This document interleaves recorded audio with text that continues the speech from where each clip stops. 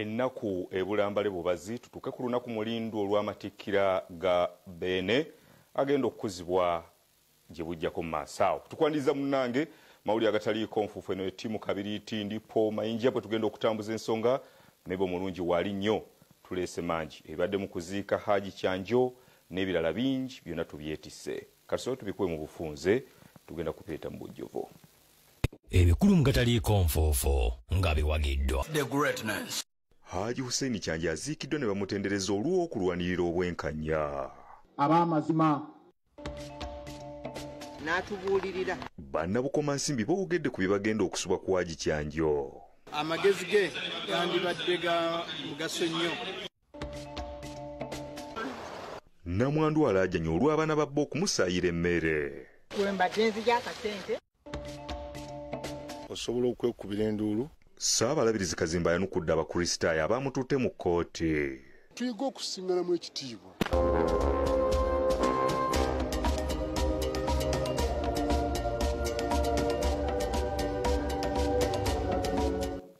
Mawulire gataliiko nfuufu munnaffe katutambule ffenna.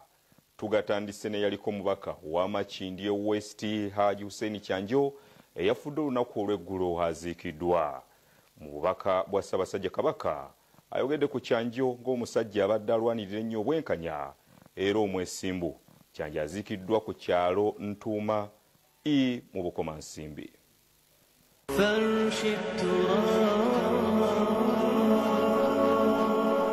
Ebikumi n'ebikumi by'abakungubaze bagenze ku kyalo Ntuuma e Bukomansimbi okuziika Hajji Kyanjo eyafudde olunaku olw'eggulo. Mu kuziika kuno Obwakabaka bukiikiriddwa myuka Katikkiro asooka Hajji Kawaase, bannabyabufuzi n'abantu abalala bangi. Eno abakungubazi boogedde ku buzira bwa Kyanjo n'amazima. Lord Mayor Salongeri Yasuluku asabye abantu okunywerera ku bwenkanya. Kyanjo tuweereza naye mu by'obukulembeze nga musajja omwesimbu. Omusajja ayogera amazima atakyukakyuka. Era abakulembeze ab'ebyobufuzi abali wano njagala okubasaba. Eggwanga liweddemu abakulembeze ab'emmizi.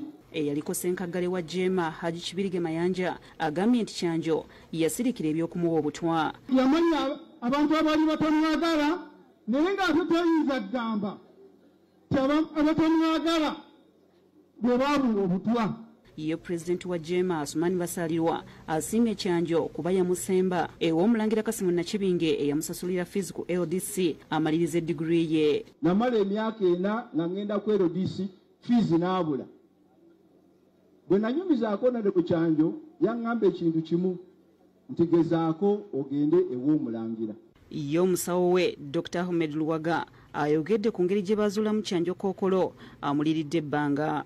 Ne bajjako akanyamaako ne bazuula nti yali alina kansa owa rectum.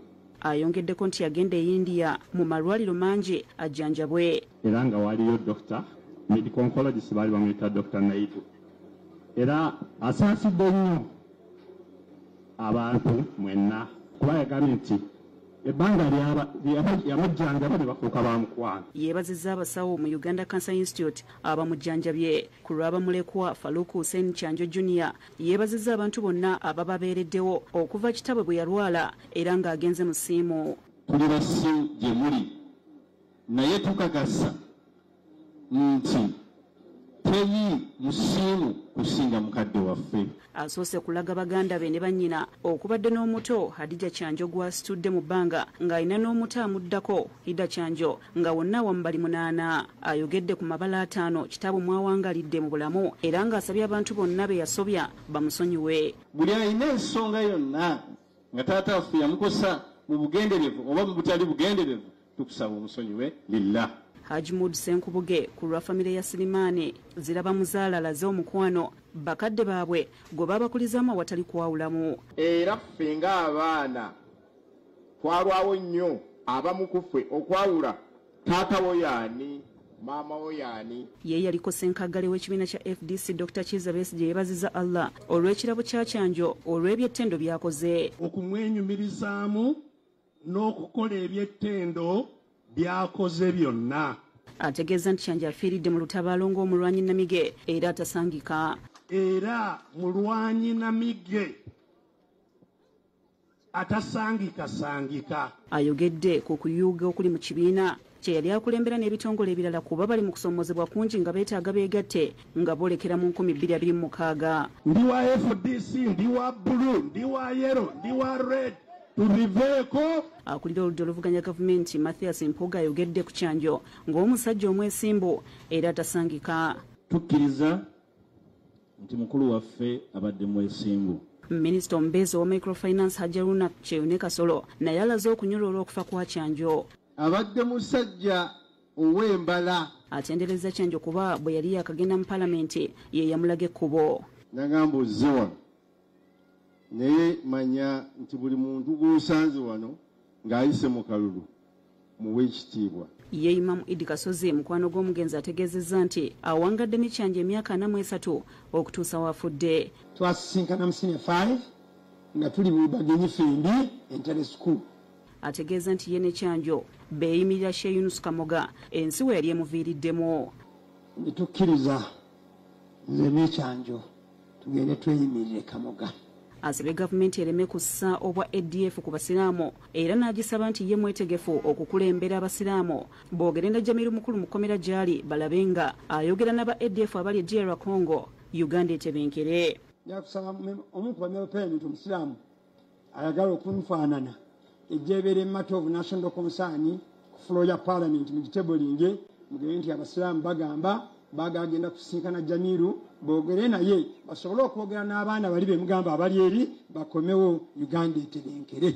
Amyuka omukubiriza w'olukiiko olwa Buganda Hajji Rasa yasomye obubaka bwa Katikkiro Charles Peter Mayiga ayogedde ku mugenzi ng'abadde ow'ebyobufuzi aweereza awatali kusosola.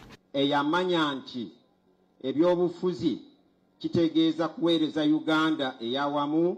Yamyuka Katikkiro asooka Hajji Kyanjo yasomye obubaka bwa Ssaabasajja Kabaka. Tusaasira nnyo Bannamukomansimbi olw'okufiira omwami waabwe.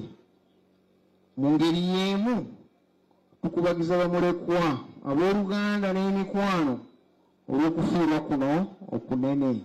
Amusiimye olw'obukulembeze obulungi mu bbanga we yakiikirira Makindye West. Olw'obukulembeze obulungi bwe yayolesa mu bisanja ebibiri yamala mu parliament ng'akiikirira Makindye West.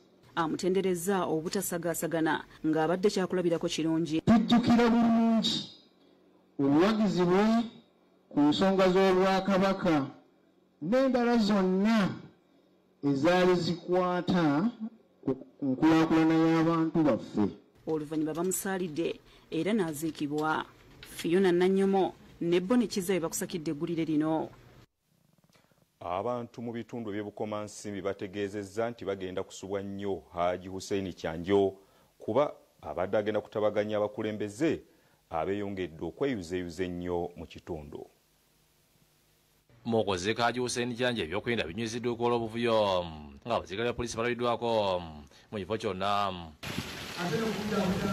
Ina abakulembeze b'Obukomansimbi boogedde bwe bagenda okusibwa ku mugenzi Ssaabalabirizi kibiina kya Jema omugenzi kyabadde akkirizamu era nga mutuze ku kyalo Ntuuma. Hajji Muhammad Katerega ategeeza ng'omugenzi babadde mpajiruwaga era ekibiina kyabwe nga bimu ku basikiriza okuyingira n'okwenyigira mu byobufuzi.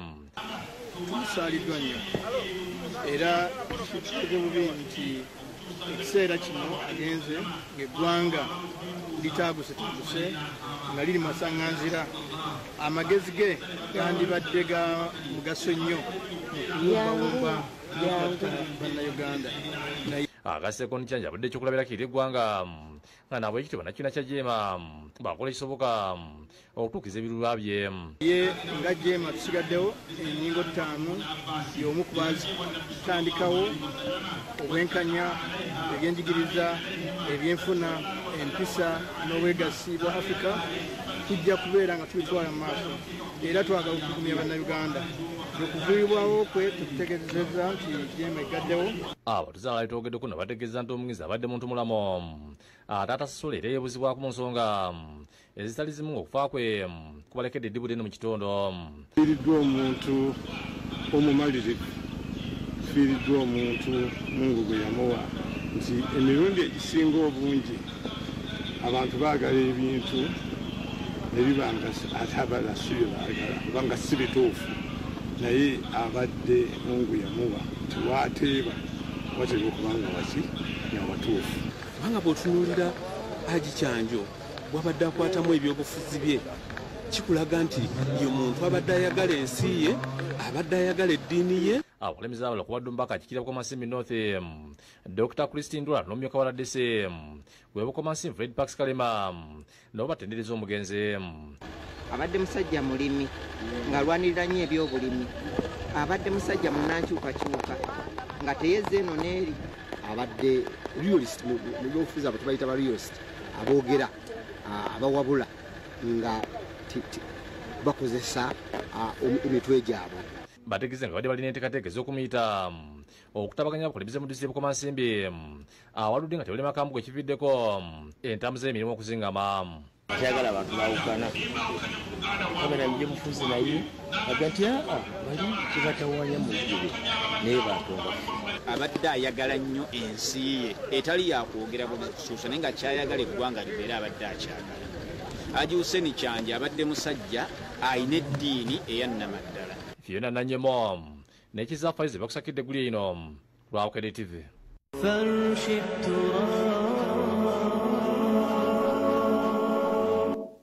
Omwoyo gw'omugenzi omukama agulamuze kisa. Waliwo Namwandu wa myaka 78 asobedde olw'abaana baatazaala okuleeta bakanyama ne bassaawo emmere yaabwe. Bano bagamba nti tebalina na kimu kibasigaza. Tubasanze Uganda Nansana. Namwandu Perikiriya Kimpwedde w'emyaka 78 wa Saalongo Peter Sejjaka n'abaana be balumiriza. Abaana babba okuli Veronica Nanchingo w'emyaka 7, Nzigo Ntono Mangadalena w'emyaka 68, Namero Justin w'emyaka 60 ne Kato Paul w'emyaka 65 okuleeta bakanyama ne basaawo emmere yaabwe mu kibanja omugenzi kyabalekera.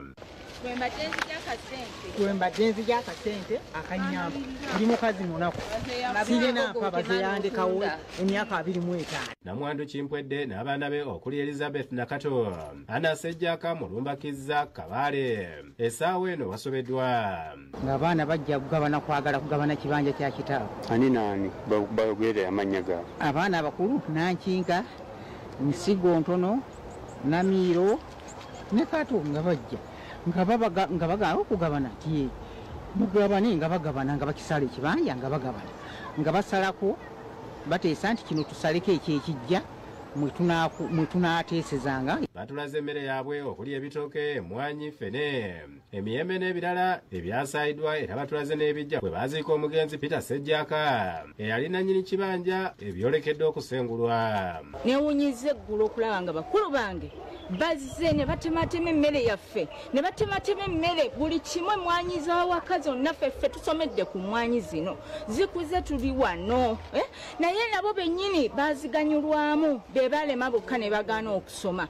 Bano beewunyizza abaana nnyabwe be yakuza ate okumuliisa akakanja. Nnyina z'abasatu abakulu be bakoze ekikolwa kino bazze nga tetuliiwo nga tewali muntu yenna nga mukadde ekaaliwo ne basaawa emmere yonna. Tugende tumutwale ekiboga. Ekiboga ani anaagendayo? Ye lwaki agenda ekiboga ng'ettaka lye wano weeriri? Twaza musango kikati mama wange bamutemedde emmere. Wano abaana abo bukyangambawo sirabanga kaleeta wano nkota ya ttooke. Bagamba nti ekisinga okubaluma kwe kuba nti ebintu byabwe byonna biweddewo. Myaka 6 emyaka egyo gyonna gye babadde baliwo tebasobola kwekolera bintu byabwe ebyabwe gye biri. Mulirwana wa Namwandu Felicita Nanyondo Nanjoba alambuludde ku bye yalabye. Ne bavaamu abasajja ne batandika okusima ebinnya nga basimba omulala bwasibwamu ng'omulala ateekamu miti nga bwe basiba n'esseŋŋenye. Hadija Nalwada atutegeezezza ng'abasajja bano bwe babadde abakambwe nga naye baayagadde okumukuba. Balina emiggo, balina embazi, ensuuluulu obulidde ne mugamba omusajja ne mugamba bannange musaawa byaki nti bikwata kutambula tuve mu maaso n'entambula n'eŋŋenda naye kino kye baakoze kikoleka. Namukadde n'abaana balaajanidde minisita w'ebyettaka Judith Nawule n'abakoba okubataasa. Minisita w'ettaka Mama Nabbanja buli omu ekikwatako aladisi waffe ow'ewakiso Mama jangu otuyambe. Naye ffe tetulina kye tusobola abula tusaba muveeyo mutuyambe mutukwasizeeko. Wali bubi obw'ekibanja kubanga mbalimesezza nesezza baagala kujjawo kitaabo ono. tuwayizaamu n'omu ku baana Justin Namiro ku simu n'akakasa nga bwe bwawambye ekifo kino ekyayiika 3 era baagabanyeewo abaana 3. twagala era tuddemu tugabane ebintu biggweewo ebisigalawo twebuuza byani. Batusaabu yakusakira eggule lino ku lwabukedde TV. Ssaabalabirizi Dr. Stephen Kazimba Mugalu ayaanukudde abakristaayo b'Eruweero abamuwazeewaze ne bamutwala mu kkooti. Kino yakitadde ku bujeemu buyitiridde ennyo mu bantu ensangi zino. Bino abyogeredde mu kussaako abaana emikono ku St. James Chapel e Nakawa. Olunaku olw'eggulu abamu ku bakristaayo baalaze bwe batutte Ssaabalabirizi ku nsonga z'okulonda Bishop Eruweero. Tukoze kyonna ekisoboka nga tetunagenda mu kkooti naye ne tutawulirizibwa ne tutaweebwa mukisa. Naye constitution ya Uganda etuwa omukisa bwe wabaawo anyigirizibwa osobola okwekubira enduulu mu kkooti n'owulirizibwa. Bano baayise mu Advocates ne Lubega and Company Advocates omusango guno nga gutwaliddwa mu kkooti enkulu Eruweero era nga omwawaabirwa alina okuleeta okwewozaako kwe mu nnaku 15. Era ne bawa someone zimaze okugenda ewa Archbishop nti mu nnaku 15 alage okwewozaako. Basi baloopye Archbishop kubanga ye ssentebe w'ennyumba y'abalabirizi memba ate n'ebiwandiiko era yabadde abiragira okuyisiŋŋana. Twalaba ne bannanga abalala 6 nze ndi wa 7 nga kisaanidde okulaba nga twekubira enduulu tufune obwenkanya. Waliwo gye tuyita tribunal ya diocese ne tribunal ya obulabirizi ku provincial tribunal ezitaagobererwa era bano bannaffe abaloopa nsonga eyo. Mwekyo Ssaabalabirizi Dr. Samuel Stephen Kazimba Mugalu abaanuukudde ng'akulembeddemu okusaba ku St. James Chapel esangibwa mu University ya Mubze Nakawa. Kazimba asekeredde abakristaayo b'Eruweero abaamututte mu kkooti ku nsonga z'omulabirizi n'ategeeza nti ye emirimu gye agikolera mu ssemateeka wa kkanisa. Bw'ogamba nti ate Archbishop bamututte mu kkooti alina okubateerako omulabirizi aliva mu kkomera ajja museeko kuba ndi omu nzekka. Kale abantu balina okuteesa ebintu nga bagobera kino we kikolebwa kyekiddaala ekirungi ekyo ekya kkooti abaali bakirowoozaako oba bakyaliyo bantu beekube mu bifuba. Kazimba agambye nti ekkanisa erumbiddwa omuze ogw'obujeemu nga kati y'ensonga lwaki abakristaayo baagala nnyo okuddukira mu kkooti ku buli nsonga n'asaba abantu yonna gye bali okukomya okunyuumula abakulembeze b'eddiini ko n'ab'ensi. Obukulembeze buva eri Katonda. Mu Baruumi essula 13 agamba nti muwulirenga abafuga kubanga tewali bukulu butava eri Katonda. Ne mu kkanisa ne wabawa LC tuyiga okusiŋŋanamu ekitiibwa. Ono assamu n'ekitiibwa n'ono assamu n'ekitiibwa kubanga yekyo kireeta eggwanga okukula. Naye abantu okuvuma abakulembeze si kirungi. Eno Ssaabalabirizi Kazimba ataddeko abayizi emikono n'avumirira obuseego obususse mu bannaddiini n'abantu abalala ekibeerako okugwa mu buzibu kyokka ne bakukulumira abantu abalala.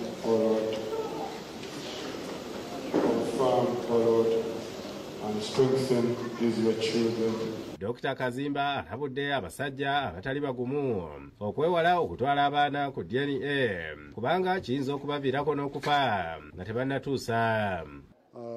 N'obutakozesa mibiri gyaffe bubi kubanga ebyo ebireeta nabyo n'okugamba nti abantu tebeesigaŋŋana.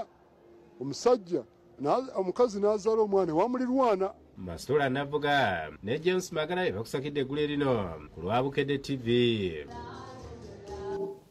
Mukulikireyo ddala basasi baffe n'ensonga ezo munnaffe atugoberera tugenda kuwumuzaamu. Tukomawo n'ekitundu ekyokubiri kuseguka.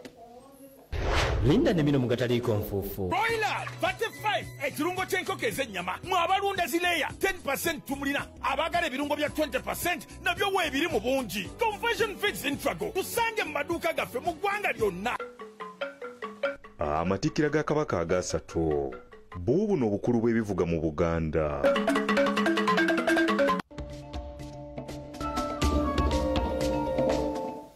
Ssaabasumba w'essaza ery'embalala eyawumula Paul Bakyenga aziikiddwa mu lutikko e Nyamitanga wakati mu kumutendereza olw'ebyo byakoledde eggwanga lye. Ebikumi n'ebikumi by'abakungubazi babukeereza nkokola ku kasozi Nyamitanga okuziika eyali Ssaabasumba w'essaza lya Nyamitanga Paul Bakyenga.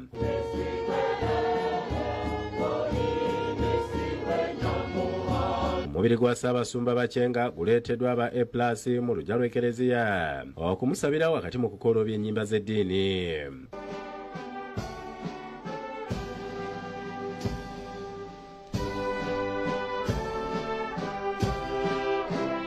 Okusabira omubiri kukulembeddwamu Ssaabasumba w'essaza lya Mbarara Lambert balina omugisha.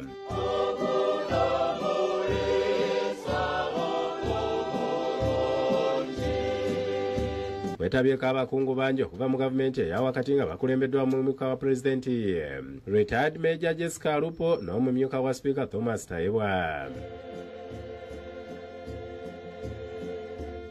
Abalala kubaddeko baminisita abakulembeddwamu ow'ensonga z'omunda mu ggwanga Jeno Kahindo Tafiire ne Ssaabalamuzi eyawummula Baati Magunda Katulebe. Ssaabasumba balina omugisha ayogedde ku mugenzi ng'omusajja abadde omwesigwa n'okwagala okuyamba abantu abatali kusosola. Agambye nti Ssaabasumba Bakyenga era abadde ayagala nnyo okubunyisa ekigambo kya Katonda. He has preserved the faith of the church, the teaching of the church. He has promoted it.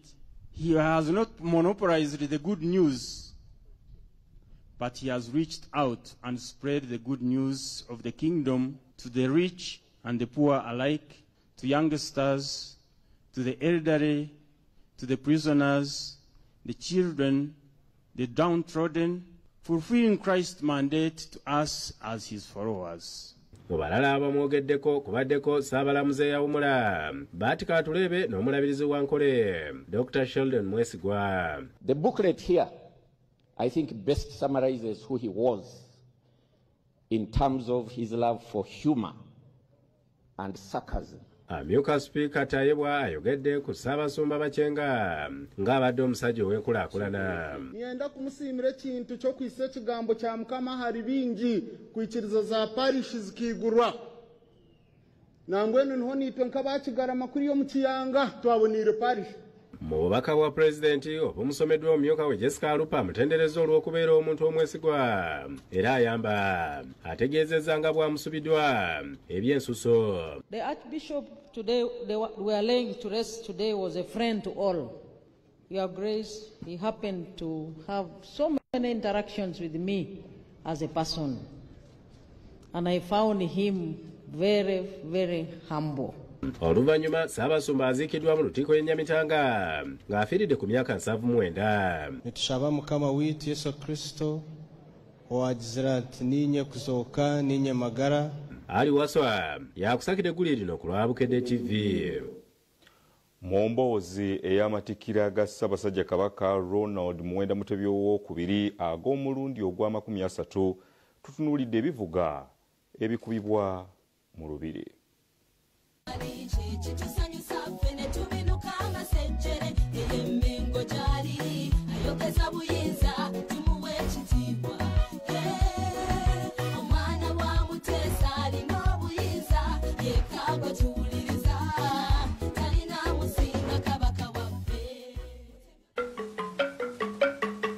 Ebivuga bibimu ku bintu ebitaabuusibwanga maaso mu lubiri.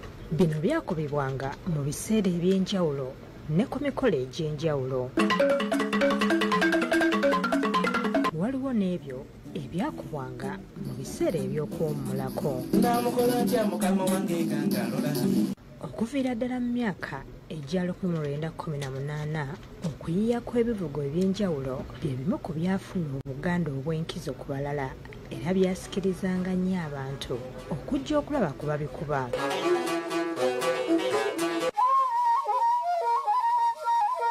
Bisaso Albert Sempeke, mutabani w'omugenzi Dr. Albert Sempeke, eyali omukubi w'ebivuga mu lubiri, agamba nti Nazzikuno olubiri lwabeerangamu ebitongole 6 nga bino bye byavunaanyizibwanga kusanyusa Ssaabasajja nga bw'annyonnyola. Mijaguzo njogeddeko ekyo kitongole.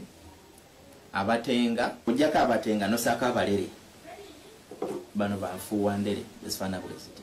Abadinda nakyo kitongole ekyotongodde. Buli kitongole ky'ekivuga kyabanga n'ennyumba biyita ebigango mwe basinziranga okuyiiya n'okuteekateeka ebyo ebyasanyusanga omutanda. Era ebigango ebifaanaganako nga muziibu azaalampanga ku masiro. Ng'oggyeko okusanyusa Kabaka, Ssempeke agamba nti ebivuga byali bya nkizo nnyo eri Namulondo wamu n'Obuganda okutwaliza awamu nga byakozesebwanga okutuusa obubaka eri omuteregga ku mbeera ebeera eriwo. Nkyukuba wano naye nga bwe njogera ebigambo bye njogera ne mbimugamba nti Ssaabasajja nno abantu bo balina obulumi era obulumi obubaluma ensonga yeeno neeno bweti ne bweti ne bweti ne bweti. Olw'okuganja abakubi b'ebivuga kwe baafuna mu lubiri baasimibwanga ne baweebwa n'ettaka. Era nga bakuba ebivuga mwenna mwenna eyo gye mukola ki gye musinziira. Kati nga bw'olaba kidinda ebutambala nti ekyekyalo baakiwa omugwo mutala Kabaka Mwanga yaguwaki abasajja baabo abakuba akadinda. Era n'abakuba entamiivu n'abawa ekyaggwe n'abadongo bano bankuba ndingidi ntongooli abagoma n'abawa wano Salaama. Wadde nga guli gutyo tekyabeeranga kyangu kufuuka mukubi wa kivuga era walingawo emitendera mwe bayitanga nga bw'alambulula. Nga bali bategeeza omutaka Kawuula yatugule byonna nti omanyi mutaka nti ku mutala gindi twazuddeyo omuntu bw'ati ne bw'ati. Bw'ageraageranya enkozesa y'ebivuga mu Buganda mu myaka egyayita n'ebiseera bino agamba nti edobookanyiziddwamu. Oliddeko nti nazze kuno ku mbaga kwabeerako mukubi w'omubala era nga omubala bamukoleranga n'akatuuti. Nabwekityo awabula nti walina okubeerawo enkola eyitibwamu okutumbula ebivuga mu Bwakabaka n'okwagazisa abantu ennono y'ebivuga. Disan Mutyaba yakusakidde eggulire lino ku Buubuno TV. Oluvannyuma lw'okwera omwaka omulamba ng'ebibiina okuli ekya DP ne NRM bitadde omukono ku ndagaano ey'enkolagana, Pulezidenti Yoweri Kaguta Museveni awandiikidde ssenkagale wa DP Norbert Mao ebbaluwa eno gy'asaanye okugabanako ne bannayuganda bonna. Ategeezezza nti ekyetaagisa kwe kukulembeza obumu. Pulezidenti Yoweri Museveni awandiikidde ssenkagale w'ekibiina kya DP Norbert Mao era nga minisita w'ensonga z'essimateeka ebbaluwa emwaniza mu NRM era wadde ensonga lwaki Mao kyeyakola kikoze kinene okwoleka ebiseera bya Uganda eby'omu maaso n'Afrika. Amusabye agabane ku ebyo byamuwandiikidde ne bannayuganda. Pulezidenti asoose kuyozaayoza Mao olw'ebijaguzo bye yabaddeko olunaku olw'eggulo ng'ajaguza omwaka omulamba olw'enkolagana gye baayingiramu wakati wa DP ne NRM. Awabudde nti okwetegereza enkolagana eno eya NRM, DP ne UPC n'abantu abalala nga Minisita Joyce Ssebugwawo eyali wa FDC abantu basaanye okumanya ebyafaayo bya Uganda ne Africa emyaka 10 egiyise. Agambye nti emyaka 9 nga Yesu amaze okufa ebiseera byali bitangaavu olw'abachwezi abaali bafuga nga bakola kinene okugatta ebitundu bya Uganda ebisinga. Agamba nti obukulembeze bw'abachwezi bwe waagwa bwasikizibwa obukulembeze obw'ennono okuli Buganda, Bunyolo, Ankole, Kalagwe ne Lango ng'abakulembeze baayo baafugira abantu mu butamanya omuli okwakula entalo olwo abantu baabwe ne bakosebwa. Ategeeza nti yandisonyiye abakulembeze b'ennono ne bachief singa abafuzi b'amatwale n'abakusa abantu mu buddu tebajja. Agambye nti mu 1953 obwakabaka bw'abachwezi bwali bugwa ate aba Ottoman Turks ne bawamba ekibuga kya Constantinople ne balemesa abazungu okwolekera ebitundu eby'obugwanjuba ne Malokopolo. Agamba nti kino kyekyawaliza abazungu okukyusa ekkubo nga bajja mu Afrika ne Asia. Muno mwe mwajjira Diego Kama ne Vasco da Gama ne yalumba Mombasa nga ensonga lwaki tayinza kusonyiwa abakulembeze ab'enno n'abaaliwo kuba baalimu okwegatta okubalwanyisa. Agambye nti Kabalega ne Mwanga bakirengererawo ne beegatta naye ng'obudde buyise olwo Mwanga obusungu n'abumalira ku bajulizi. Agasseeko nti abagwira olwajja baleeta enzikiriza ezitali zimu olwo abantu ne basigala mu ntalo emyaka 3 omuli Abakatuliki, Abakristaayo n'Abasiraamu nga nabwo ati agambye nti mu kufuna obwetwaze abakulembeze ate baali beeyuzizza olw'ebibiina by'obufuzi nga kyekyaviirako ebibiina by'obufuzi bino obutawangula kalulu aka 1962. Agamba nti byonna ebyaddirira mu Uganda wakati wa 1962 ne 1980 byava ku nsobi ezaakolebwa ekyaviirako ne Ssekabaka Muteesa okuwangangusibwa. Agambye nti baasalawo okuva mu mwetooloolo ogwo obutattattana ggwanga ne bakola Fronasa Amini we yajjako Obote. Baamuwangula mu 1979 olwo ne bakola UNLF. Agambye nti nalyo lyandiyambye Uganda naye ejje eryo lyakwatibwa bubi ne liyiika. Agamba nti ekyo kyabawaliza okugenda mu nsiko olwo ne beesigama ku bumu nga bakola obukiiko bw'ebyalo okuli Resistance Councils RCs nga bwe baawangula UPC n'abalala olwo baafunira ekirowoozo ekyokulonda era mu 1996 baawangula akalulu n'ebitundu 75 ku buli 100. Agambye nti okuva olwo bajja bawangula akalulu akaba kategekeddwa ku mitendera gyonna. Agamba nti abazze baagala okusika abantu 24 ku buli 100 abataabalonda mu 1996 nga baawa omugenzi Paul Semogerere. Agambye nti omubuno busobozesezza Uganda okubeera n'emirembe. Kino era kisobozesezza ebyenfuna okukula ebitundu 37 okuva mu 1986 ng'omwaka gw'ebyensimbi guno we gunaggweerako bijja kuba obumbi bwa $5.5. Agambye nti waliwo obunafu obutali mu NRM ng'okwerabira abantu n'enguzi naye ng'ensonga y'obumu ejja okutwala eggwanga mu maaso. Agamba nti enkolagana eno gye batandiseeko wakati wa NRM, UPC ne DP ddaala ddene mu kutuuka ku buwanguzi. Agambye nti kirungi NRM ezeetuukiriza ebiruubirirwa bya musaazi. Dr. Kunonka, Jole George Wanuka, Yekusipati Engulu, Abdala Nyuru n'abalala abalwanira wansi wa UNC era ng'ekkubo eririwo lyakwegatta.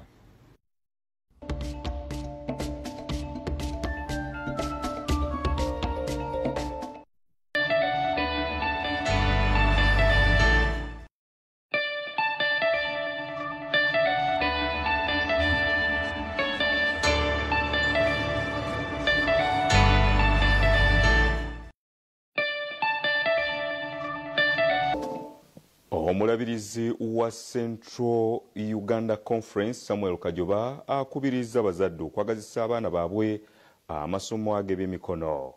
Abyogedde afundikira ebijaguzo eby'emyaka 30 eby'essomero lya Light Vocation and Secondary School e Bulenga. Entiko y'ebijaguzo eby'emyaka 30 eby'essomero lya Light Vocational School Bulenga eryatandikibwawo Ssaalongo Mbuga Kiberu bikulembeddwamu omulabirizi wa Central Uganda Conference Samuel Kajoba.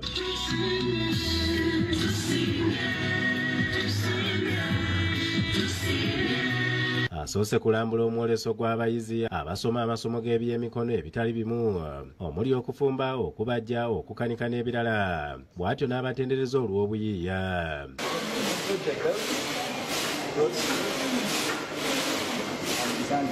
Omulabirizi Kajoba asabye abazadde okumanya amasomo abaana baabwe ge batwala ne kigategeeza kubanga abayizi bangi basomye batategeera olwo ne bakomekereza nga tebalina kye bafunyeemu n'emirimu ne gibula. Naye abasoma koosi nga tezoogera na kuzoogera ezimu nga zeetaaga genda Bulaaya gy'oba ozikolera.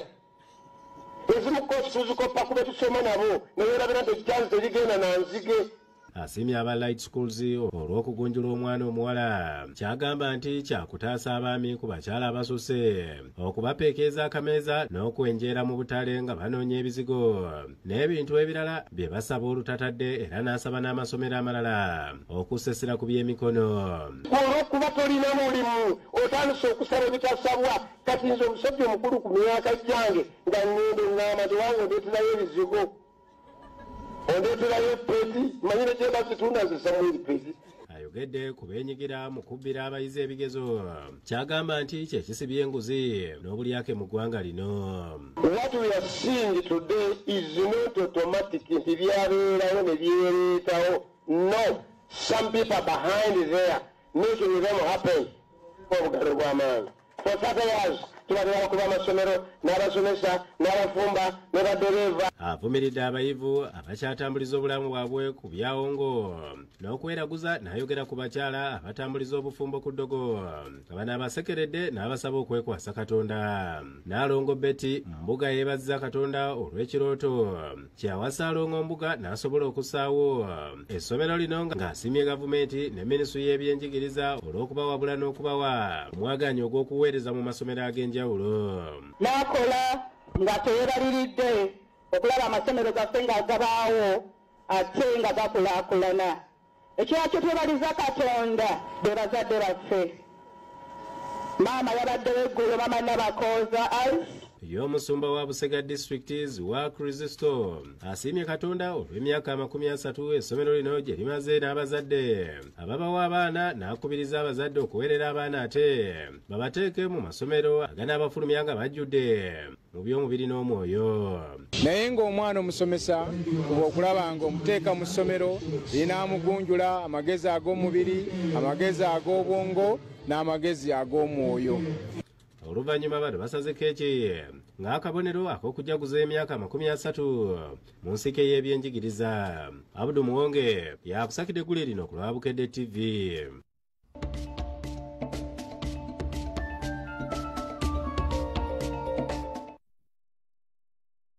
Omulala omutenza kumanya nti mulangira yali muntu. Tugatanse n'ekigo kya Sacred Heart of Jesus Nazigo mu ssaza ly'e Lugazi edisitulikiti y'e Kayunga. Kijaguza emyaka 56 bukyanga kitandikibwawo. Ebijaguzo bino bikulembeddwamu Musumba Christopher Kakooza agasse n'emigogo gy'abagole egiwera ddala 14. Omusumba Christopher Kakooza w'essaza ly'e Lugazi asoose kuggulawo ekereziya ey'enjawulo eyabiikira Maria n'asabira n'omusingi gw'ennyumba y'abasosodoti eyakalina ezimbibwa. Oluvannyuma akulembedde mu misa ejjumbiddwa ennyo abakristu mwagattidde emigogo gy'abagole 14 n'awa n'abaana sakalamenti ya konfirmansiyo 27.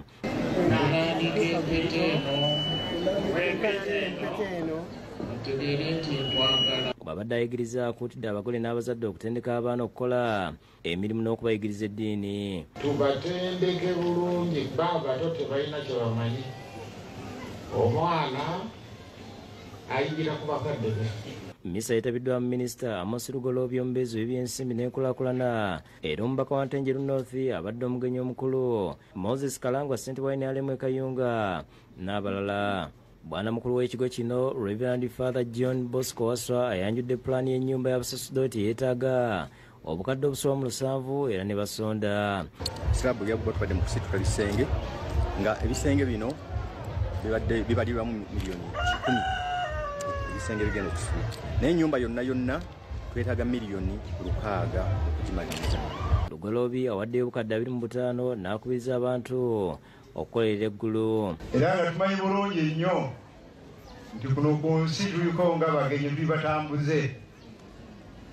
Ekifo kyaffe ekyokubeeramu kiri luddawa mu ggulu. Balala abasonze kuliko Patrick Nsanja wa Ntenjeru North, Robert Sekitoleko ow'Abamunaanika, Kalangwa n'abalala nga basonze ensimbi ezisoba mu bukadde 12. Tekulwange nga kyamana olukiiko oluzimbi nja kutola empagi emu nga tusonda okulabika nti no tuzimbira bafaatha baffe ennyumba. Ate Apostle John Mulindi wa World Trumpet Mission ne Michael Kimuli owa Discipleship Ministries International bakubiriza abafumbo okwewala emize gyonna egiyinza okuleetawo obuteesigaŋŋana. Oluusi empuliziganya evaawo, oluusi okwagalana ne kuggwawo, n'enzikiriza ti bw'otwala obufumbo nga endagaano n'obutwala ng'omukago gwe muyingiddemu n'obutwala n'ebirayiro ebiwanyisiganyiddwa wakati wammwe babiri, nzikiriza nti obufumbo obusobola. Obubaka buno babuweeredde mu kugatta omusumba Solomon Kifunye ne Rona Kyeyune mu bimuli bya Sena Hotel wano mu Kampala. This is government certificate. You're registered in the books of this nation. Apostle Mulinda agamba nti butali bwesimbu mu maka bwe buviiriddeko n'abaami okwagala okukebeza abaana endaga butonde. Era DNA teyanditiisiza mu nsi singa abaawo bwesigwa. Naye ntireetisa DNA ngaliwo okubusabusa. Abagole nabo balaze essanyu olw'ekkola lye batuuseeko. Kirinnya okwesiga Katonda so sikyanoonya tebanoonya era avuka bali mulindire Mukama mugumiikiriza ne mukusaba Mukama jabasanyusa. Lydia Nakiguli n'ennyombi Kenneth bakusakidde Gweno kwa Bukedde TV.